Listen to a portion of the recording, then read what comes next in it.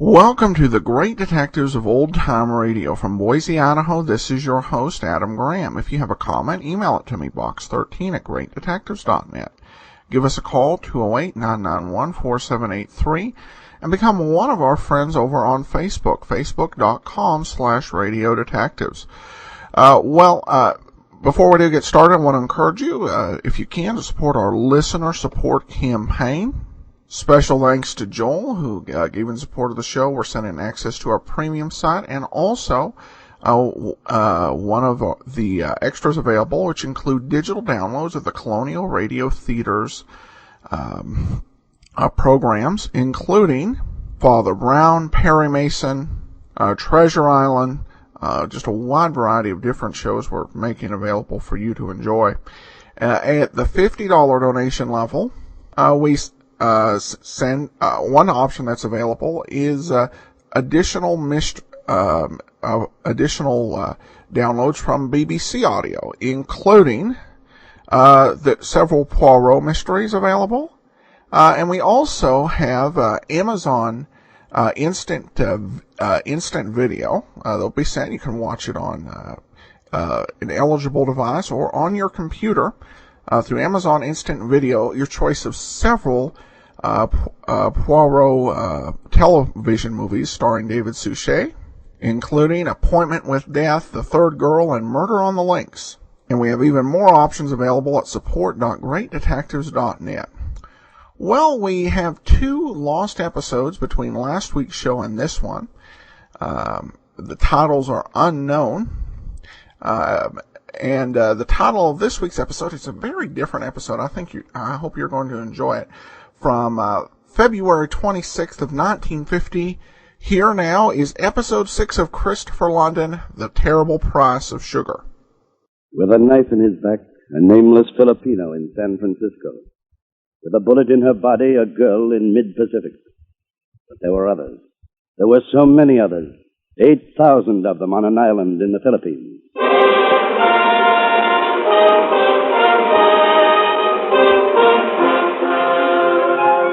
The National Broadcasting Company presents Christopher London, created especially for radio by the world's foremost mystery writer, Earl Stanley Gardner. Produced and directed by William N. Robeson, and starring Mr. Glenn Ford.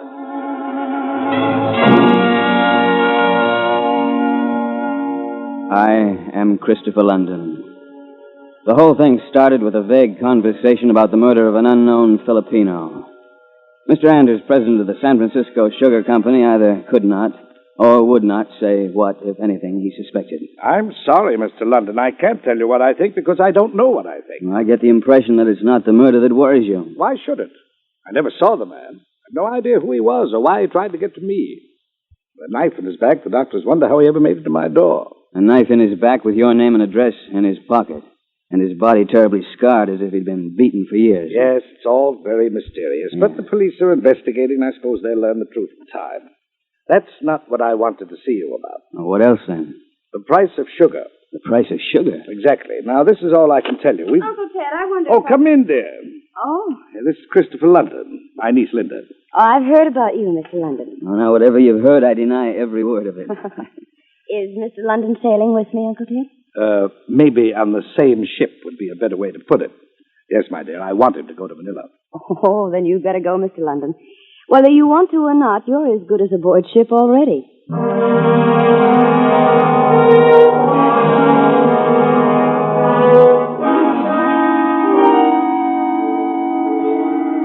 Well, I'd better get ashore, Mr. London. Well, still a few minutes. Yeah, I suppose. How do you like the stateroom? Oh, it's very elegant. Good. Now, is there anything else you want to know?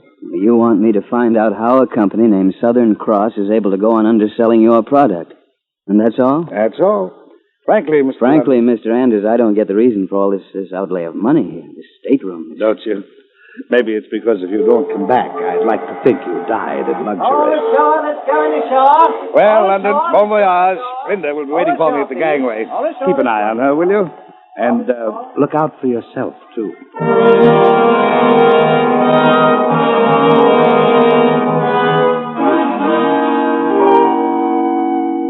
The ship was beautiful, the night was dark, and the sea was calm. Hawaii was a long way beyond the horizon, and Manila and the Philippines still farther. The girl beside me at the rail was very, very lovely. She sighed rather happily and said, My uncle said you'd probably ask me a lot of questions. Did he, Miss Anders? Won't Linda do? Linda? Christopher? Now that we've got that settled, let's get back to the questions your uncle said I would ask. Did he say what they'd be? Not exactly. Well, did he say what your answers would be? Not exactly, yes. Shall we walk around the deck? We walked once around the deck, and then we went into the cocktail lounge and had a coffee and brandy at a little table in a quiet corner. You know, Christopher, I think this is going to be a good voyage. Well, I hope it is. Have you ever been out to Manila before? Oh, lots of times. I've gone with my uncle every time he went, ever since I can remember. My parents died when I was a baby, if that explains anything. It does, a little. I suppose you know a lot about your uncle's business, then.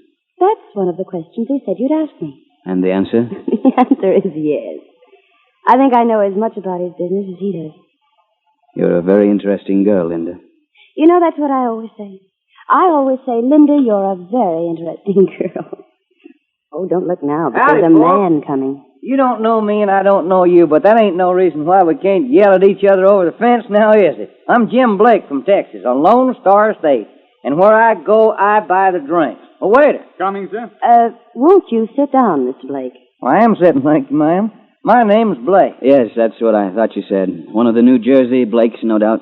Well, now, you know that is real funny. Oh, I'm sorry. People's always joking me about Texas. What'd you say your name was? I didn't say. However, it's London, Christopher London. Well, I'm mighty glad to know you, Chris. What'll you and Mrs. London have?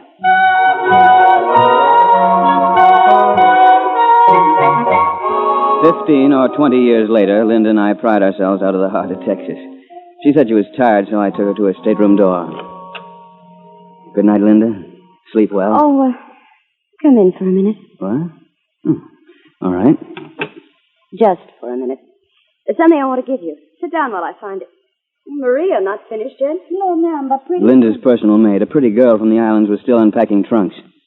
In a moment, Linda returned with a small, decorated jewel case in her hands. Oh, here it is. Christopher, keep it for me, will you? Oh, now look, if this is jewelry, you'd better give it to the purser. Keep it in a safe. It's not jewelry. Oh, and do you mind if I ask just what it... Well, it's nothing. It's just that I'd rather you kept it. All right. Good night, Linda. Until tomorrow, Christopher.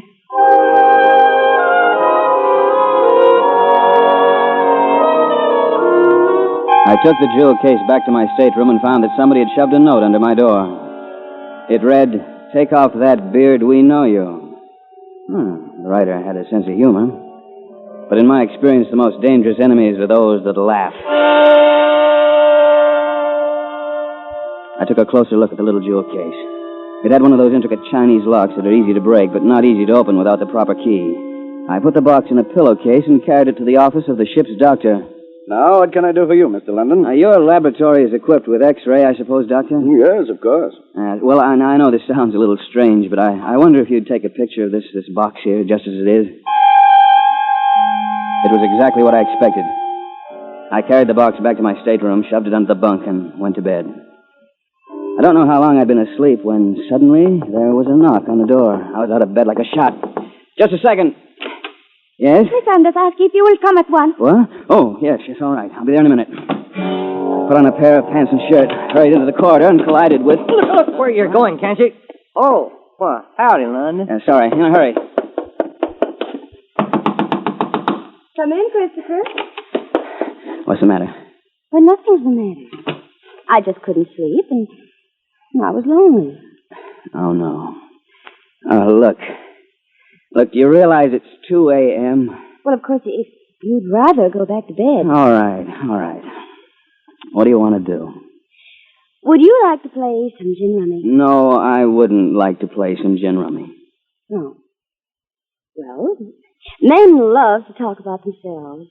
Let's talk about you. Okay, get the cards.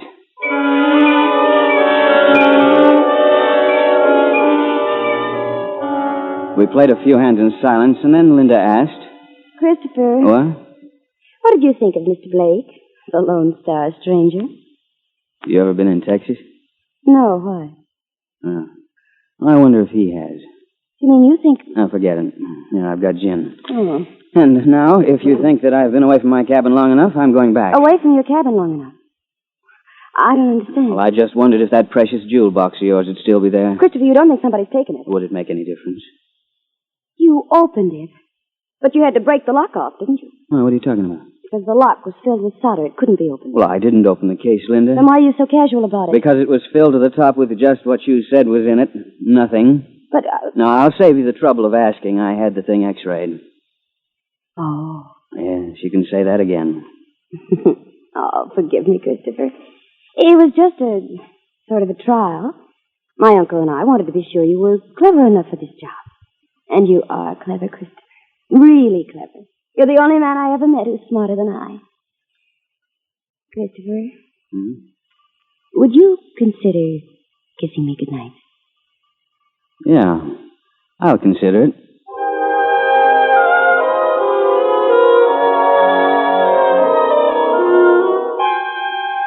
When I finally got back to my stateroom, the jewel case was no longer under the bed where I'd put it.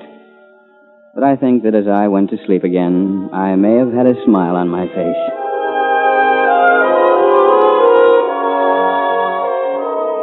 The days that followed were filled with shuffleboard, and the nights were filled with dancing. Jim Blake, the Texas steer, was usually close by, but in time you got used to him, as you would a bad head cold. Every night when I turned in, I could expect to find another humorous little message tucked under my door, such as, roses are red, violets are blue, sugar is sweet, and you'll be a long time dead. Meanwhile, in odd moments with Linda, I managed to get a little more information about sugar growing and refining. One moonlit night, when we were together on the boat deck. Isn't it magic, darling? Isn't it simply magic? Christopher, I'm talking to you. What? Oh, I'm sorry. What are you thinking about? Oh, sugar, I guess. Oh. Now, you say this Southern Cross Company is selling sugar at a price that is actually below your cost. That's right. Well, are your costs higher than they should be? They're as low as any in the industry, and I don't want to talk about it now, darling. Oh, perhaps they may have developed some new and better method of refining sugar. Possibly. That's what you're supposed to find out. Christopher. I'm cold.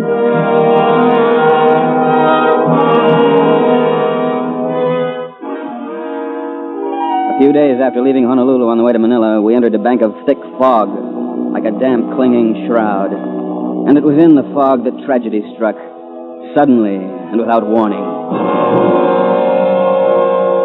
I was standing at the rail near the stern, looking out at nothing, listening to the foghorn and the beat of the ship's engines, when... I couldn't see a thing. I ran in the direction of the sound. Groping through the fog, I found a white coat flapping emptily, cotton of boat davit. It was Linda's coat.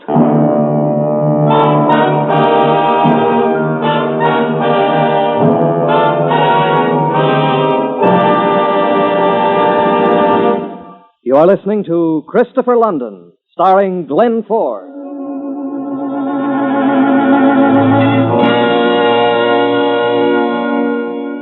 It was an apparently harmless mission that Anders had asked me to undertake, simply to find out how it was possible for a rival sugar refining company to undersell his product. Mr. Anders had warned me that the job might be dangerous, and so it was. I stood on deck in the swirling fog, holding Linda's coat in my hands and feeling sick at heart.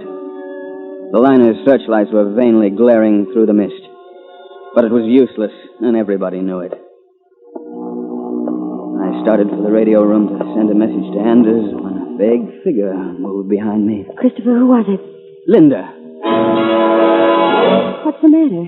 And what are you doing with my coat? Linda. I told Maria to wear it when I sent her to look for you, and then Christopher. Was it Maria? I'm afraid so. Oh, poor Maria.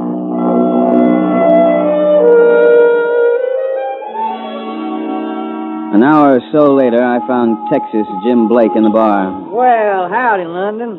Double scotch and soda from a friend here. Very good, sir.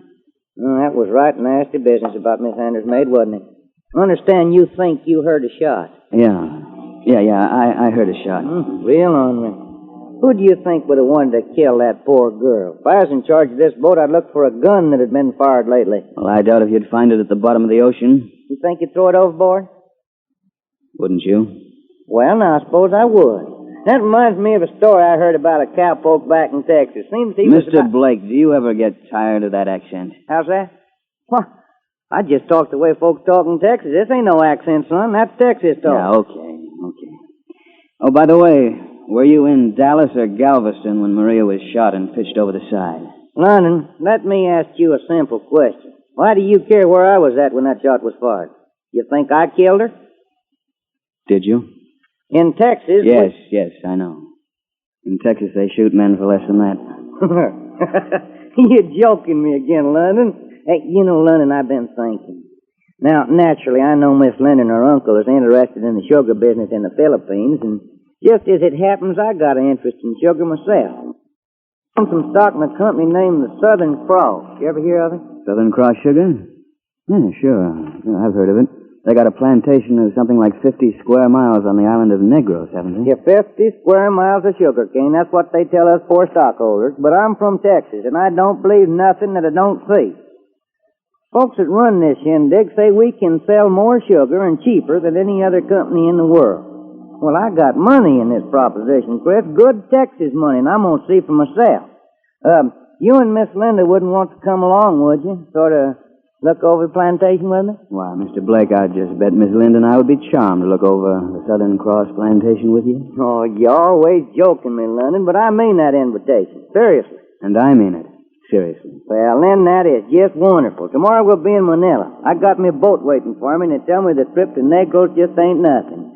Have another drink.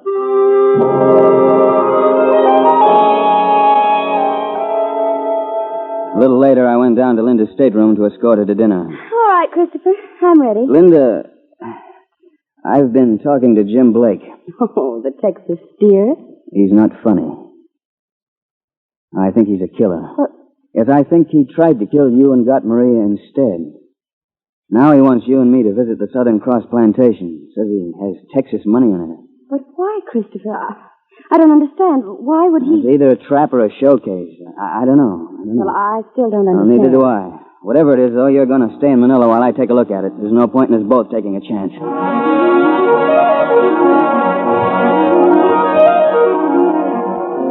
I left Linda in Manila at the local office of her uncle's company. Blake and I went on together to the island of Negros and the huge Southern Cross plantation. It rained constantly, and the growl of distant thunder was almost continuous. The director of the plantation was a suave, expressionless fellow named Juan Ibarra, who used words as if he were translating from another language. Coming from the south is bad weather, senores. Very bad storm. Well, if you haven't been in the Texas storm, you don't know what a storm is really like. What time is it, Chris? It's about 4. Well, now, let me see. We done pretty well for one day's inspection. We've gone through the refinery from top to bottom, saw the loading dock, drove through one of the fields of sugar cane. Well, what do you say we go back to the house and have us a drink? Yes, I could use one, Blake.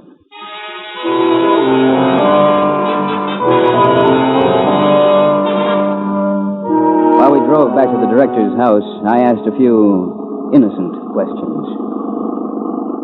Ibarra? Si, senor. Tell me, how many men does it take to do the work on a place this size? It takes 7,000, 8,000, maybe. 7,000, 8,000? Oh, that's a lot of men. Where do you keep them? Where do I keep them? Yes, I mean, where do they live? See, on the plantation. Here they live. Yes, I know that. Hey, Chris, I've been thinking about that refinery. You much of an engineer? Enough to understand the simple process as refining sugar. It seemed like a good plant. As you say, senor London, the plant is good, but it is just the same like many others. No difference. Yes, I suppose so. I was asking about the workers on the place. Hey, what's that? Oh, wait a minute. Stop the car. Look, I said stop the car. No, senor London. It is not to be wise to interfere. Well, they're whipping that poor devil to death. Maybe he deserves it, huh, Ibarra? Nobody could deserve punishment like that. It is the only thing the bad ones understand, senor London.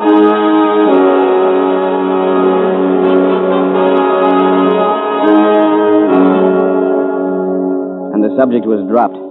Just like that. A few moments later, Ibarra led Blake and me out in front of the plantation house and drove the Jeep away to the garage. For a moment, we stood together in the rain. He seemed a little subdued. Too bad about what we seen back there. I guess they ain't real human, though. They're more like animals. Would you beat a horse or a dog to death? As a stockholder in this here plantation, I'm going to talk to you, Bar, about that. You coming in?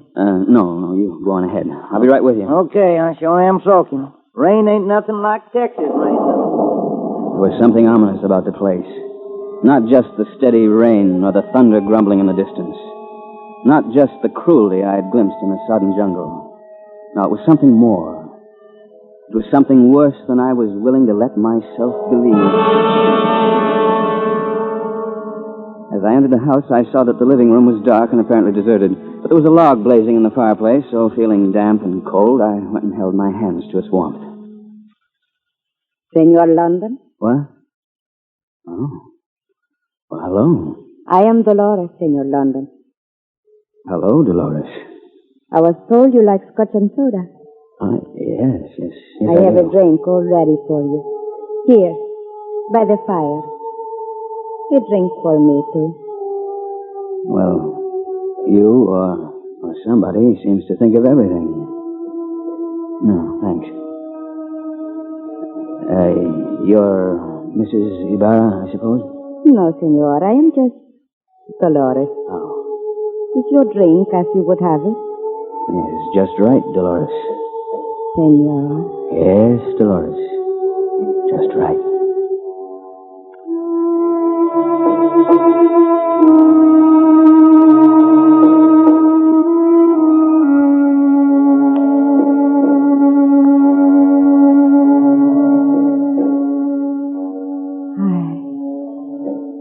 How can I say it? I had expected you to be the same. Like other friends of the Peaky Bar. But you are different. So very different. Save it. I suppose you were told to get me to talk. Another time it might be kind of pleasant to play that game. But not tonight. Senor. There's something I want to ask you, even though I don't expect an answer. If I asked you to come away with me, away from this plantation, right now, tonight, would they let us go? I do not know. That's the answer I expected. I'm going to change it to some dry clothes. How long she'd been standing there in the doorway, I don't know. I hadn't heard a sound, but as I turned away from Dolores and started to my room... Hello, Christopher. Linda, I told you not to come. Aren't you glad to see me? Now, Linda, I wasn't hired to be your companion or your bodyguard. Now, I was hired to make one single investigation. Yes, how's the investigation going this week? Well, your uncle wants to know how Southern Cross is able to undersell him. I think I'm beginning to understand. Christopher, I got a wire in Manila from my uncle. He's making some kind of a deal. He wants you to drop the whole thing.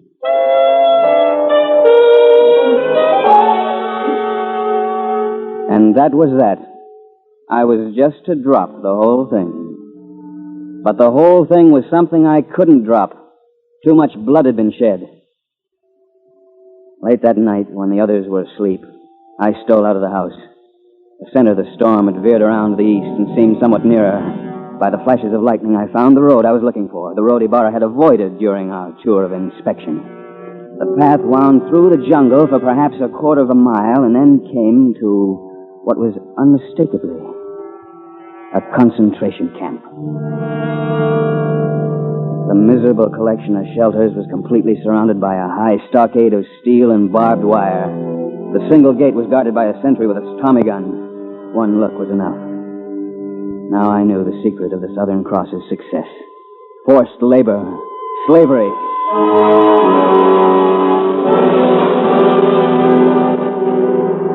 I returned to the house and cautiously opened the door. Well, howdy, Chris. Been out walking, have you? Take his gun, Bar. It will be better you do not move, Senor London. Gracias.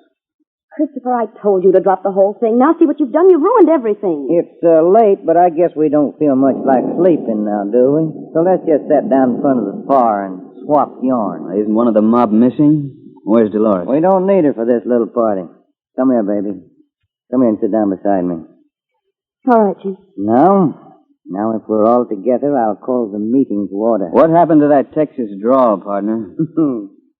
I guess I'm just a big ham at heart, but it serves a purpose. With that twang, you can talk to anybody and get away with practically anything. Christopher saw to it.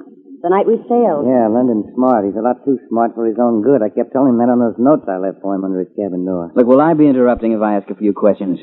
No, go ahead. Well, first about me. I assume you have some kind of plan in mind? Oh, yes, indeed. Yeah, that's what I figured. If only you'd listened to me, Christopher, before it was too late. This talk avails us nothing. Why can we not dispose of Senor London without delay further? Take it easy. There's no hurry. Yeah. Anything else you want to know, London? I think I already know most of it. I suppose the Filipino who was killed in San Francisco came from here. Yes, that's right. Managed to sneak off the place somehow. I see. Naturally, I had to kill him. That was close. Yeah, baby. I hate these storms. Well, I didn't know you scared so easily, Linda. Oh, by the way, was it you who killed your maid, Maria? Well, I had to, Christopher.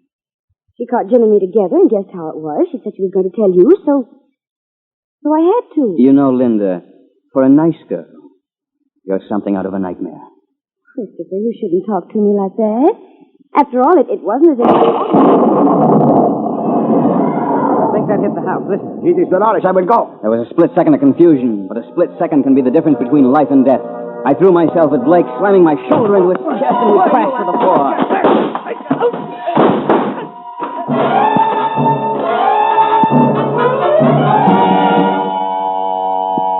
I got out of there with a broken left arm and a revolver. I don't know whether it was Blake's or Ibarra's. I don't know how much damage I did, but at least there was nobody following me as I retraced the road to the slaves' stockade. The sentry was standing at the gate holding a Tommy gun cradled in his arm. I got as close to him as I could, sheltered by the trunk of a huge mahogany tree, less than 15 feet from the gate. And then he heard me. Halt! Who goes there? Now listen to me very carefully. I'm giving you a chance to save your life. Drop your gun and open that gate. Who are you? A friend. Open the gate and let those men out.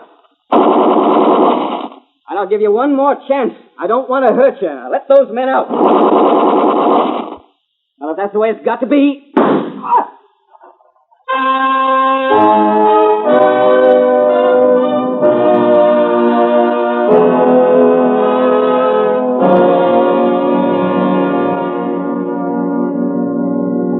And Linda? She's dead, too? Yes, Mr. Anders, with the others. When the men streamed out of the stockade, there was no stopping them. But she died instantly with a bullet through her heart. What she did sounds as impossible as all the rest of it. Then actual slavery sounds impossible, too. Have you any idea how much actual slavery still exists in the world today? It's not a comforting thought, but one we can't afford not to think about. Freedom is still something to fight for.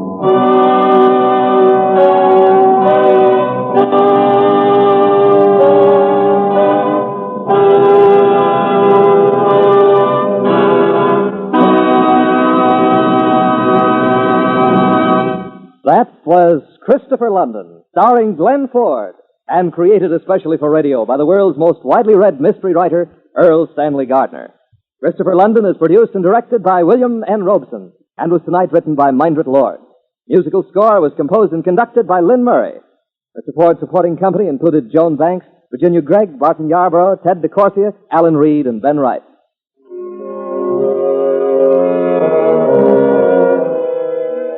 Mystery fans, you'll find two other great pulse-packed adventure programs on most of these NBC stations every Monday night. Listen tomorrow night for Night Beat and Dangerous Assignment in 1 hour of intrigue and adventure on NBC. On Night Beat, you'll meet Randy Stone as portrayed by Frank Lovejoy. You'll travel the night beat of a newspaper with Randy as he searches the big city for a story to make good reading in the morning edition. Then it's time for Brian Donlevy in Dangerous Assignment. Wherever there's trouble brewing throughout the world, there you'll find soldier of fortune Donlevy chasing down the forces of evil to their very lairs. These two programs, Night Beat and Dangerous Assignment, add up to 1 hour of the best in action-packed adventure mystery, and you'll hear them both tomorrow night on NBC.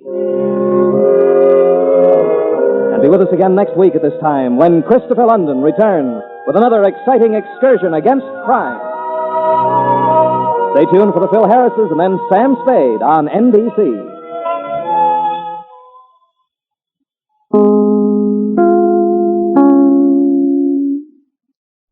Welcome back. Well, this was one of the more dramatic radio programs. This is actually one of my favorite ever of any program. This was well done, dramatic, with a lot of surprises and twists and turns. And I loved it as much the second time as I did the first time I listened to it quite a while back. This is definitely a show with some staying power and this timeless battle for freedom. All right, well, that'll actually do it for today. Comments from Podcast Alley. Greatly enjoy the shows. Thank you so much for your support. We will be back on Wednesday with Let George Do It. In the meanwhile, send your comments to box13@greatdetectives.net. Give us a call, 208-991-4783. And become one of our friends on Facebook, facebook.com/radiodetectives. But from Boise, Idaho, this is your host, Adam Graham, signing off.